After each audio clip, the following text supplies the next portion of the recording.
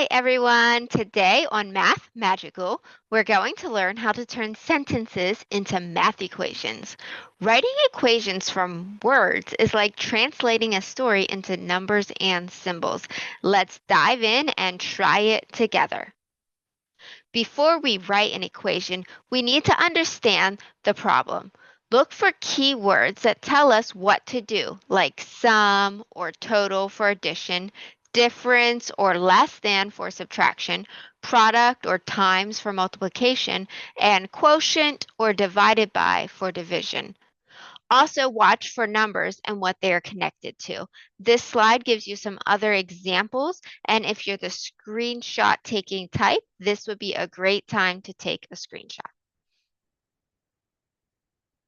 All right, hopefully you got that screenshot taken because we're going to jump right into addition. For our first problem, it says Emily has 5 apples. She gets some more apples from her friend, and now she has 12 apples. How many apples did her friend give her? So let's call the number of apples given by her friend X. We know she has a total of 12 apples at the end, and she started with 5 apples. We're going to write that math sentence as 5 plus X equals 12. To solve, we're going to subtract 5 from both sides, shown in purple, and that's going to leave us with X equal to 7.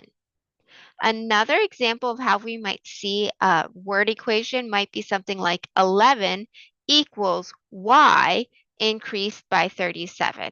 So that would be 11 equals y increased by tells us we're using addition and then 37. To solve this, we'd subtract 37 from both sides, shown in red, and that leaves us with negative 28 equals y. If we move on to subtraction, a bakery had 100 cupcakes.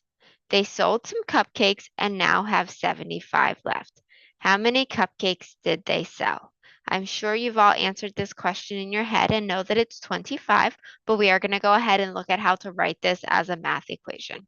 So let's call the number of cupcakes sold y. We know they started with 100 cupcakes and they ended with 75 cupcakes. So if we write this out, 100 minus y equals 75. First thing we're going to do is go ahead and subtract 100 from each side, and that leaves us with negative y equals negative 25. Now we could have added y to both sides and then subtracted 75. We would have got the same answer either way, but I did want to take this opportunity to remind you that if you end with a negative variable, all you have to do is divide or multiply both sides by -1 to flip it to a positive. So that would make this y equals 25. Another example is 568 is equal to 587 minus r. We would write that as 568, the equal sign, 587 minus r. To solve, we're going to go ahead and add r to both sides, and then that brings our r over here, makes it positive. Then we're going to go ahead and subtract 568 from both sides, and that leaves us with our r equaling 19. Moving on to multiplication, says each box contains 8 pens. There are n boxes, and altogether there are 32 pens. How many boxes are there? Again, we're going to start by making a key. We know that each box has 8 pens. We know that the number of boxes equals n, and that the total boxes equals 32. So 8 times n equals 32. We're going to divide both sides by 8, shown in purple, and that's going to leave us with n equals 4. Another example would be something like the product of 7 and m is 56. So the product of 7 and m, so we're going to do 7 times n, is, we're going to do equals 56. We're going to divide both sides by 7. So 7 times n divided by 7 becomes just m. 56 divided by 7 is equal to 8. And finally, division. Liam has 24 candies, and he wants to share them equally among Z friends. Each person gets 6 candies. How many friends does Liam have? Well, we know the total candy equals 24.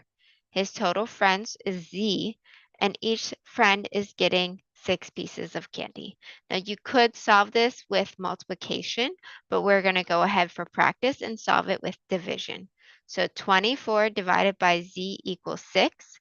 We're going to multiply both sides by Z to get that Z out of the denominator, and that gives us 24 equals 6 times Z.